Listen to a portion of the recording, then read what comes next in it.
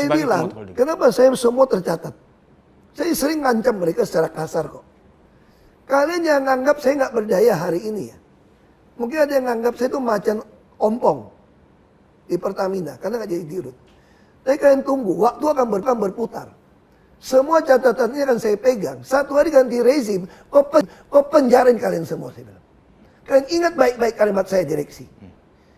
Saya boleh keluar dari sini, tapi catatan yang saya punya, kalau rezim betul-betul mau membereskan negeri ini dari korupsi di migas dan Pertamina, saya berani jamin, saya dengan data ini akan penjarakan kalian semua.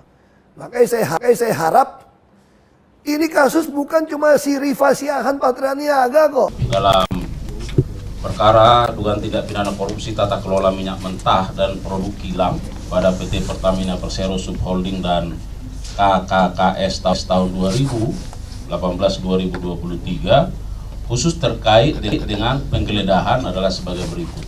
Bahwa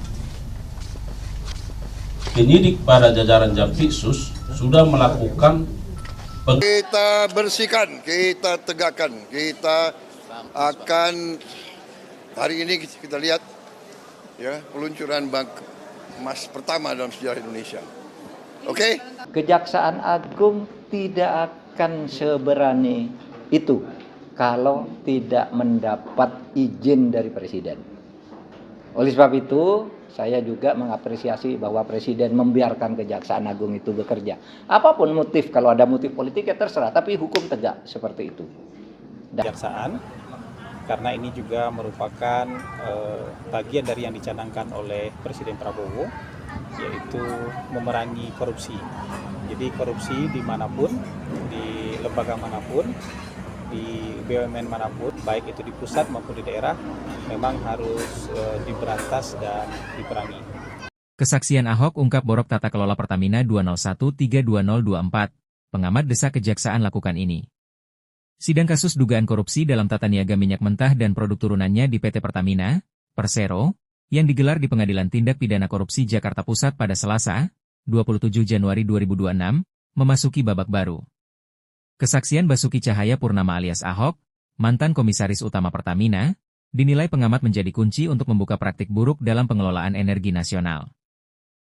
Dalam keterangannya di Jakarta, Jumat, 30 Januari 2026, pengamat Kejaksaan Fajar Trio menyebutkan bahwa pernyataan Ahok bukan sekadar pengakuan biasa, melainkan konfirmasi kuat atas adanya penyimpangan yang berlangsung sistematis antara tahun 2013 hingga 2024.